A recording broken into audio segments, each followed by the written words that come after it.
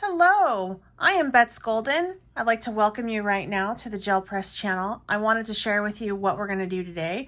This is just a little charm that I made using one of our Impressables. And I bet you can't guess what it's on, or maybe you can. We're going to take a stroll back into our childhood and revisit the Shrinky Dinks today. I created this on a Shrink-a-Dink, and actually, you guys, using a Shrink-a-Dink with your Impressible is pretty freaking cool, and you'll see why. If you haven't subscribed to our channel, I hope that you consider doing so. Also, we have tons of inspiration and videos coming out, so make sure that you hit that notification button as well. And if you have any questions or comments, leave them down below. And if you know anybody that would enjoy this video, make sure you share it and give it a thumbs up. All right, let's get started. So I have here a circle.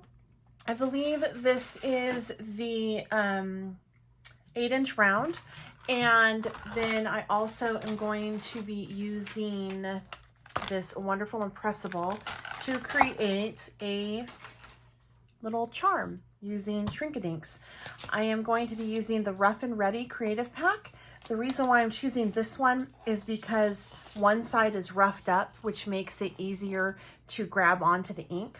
But I want there to be some color on this as well. So the first thing that I'm going to do is I'm just going to take and smear out this like mermaid lagoon all over the place just to put some color down on my substrate.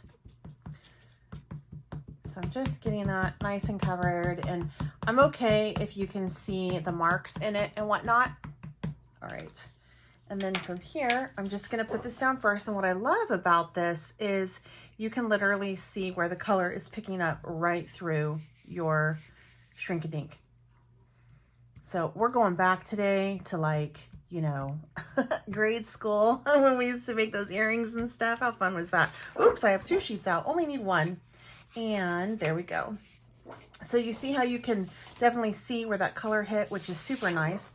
So I'm going to take this off, and as you can tell, you can see the squares in that, but that's not that big of a deal because when I do my Impressible next, it's going to all just be really cool. It'll all work together. All right, so put that back in the clam. Take this one out.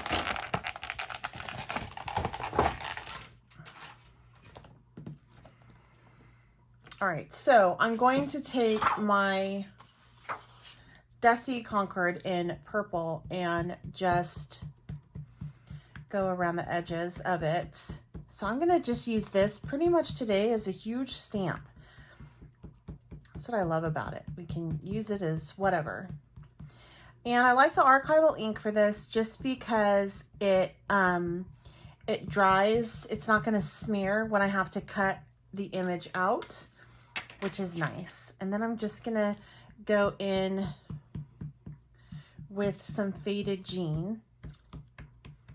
You might want to be a little bit more careful with your ink pads than what I'm being right now. All right.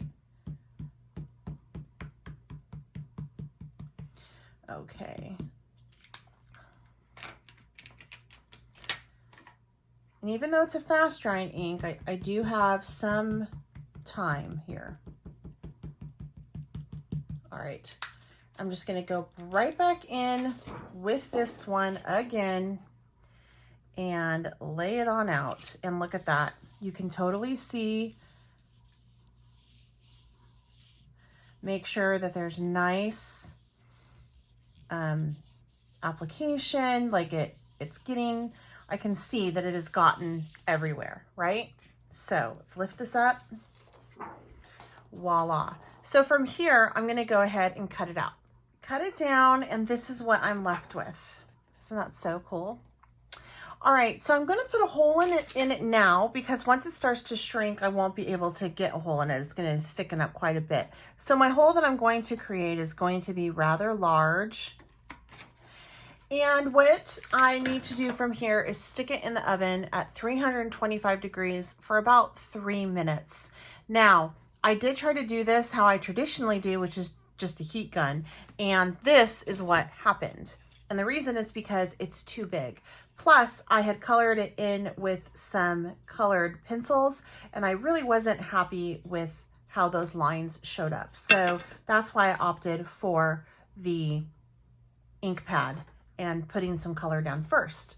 I'm gonna go stick this in the oven and then I'll be back. Here's the finished piece. My hands are blue, but it's not rubbing off. That was from when I laid the ink down before. Anyway, some things you want to keep in mind when it gets in the oven is for one that's this size, it is going to take about 3 minutes. And then after that, you're going to want to leave it in there for an additional 30 seconds.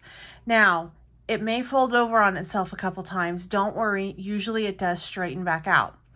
But if it doesn't, it is so easy just to pop it out of the oven, take a hot mitt, and as long as it's still warm, it's pliable and you can just smoosh it down and get it flat again, which is what I did with this. So that is how you can use a gel plate with a Shrinky Dinks. All right, you guys, I certainly hope that you enjoy this. Until next time, I'm Betz Golden. Happy crafting.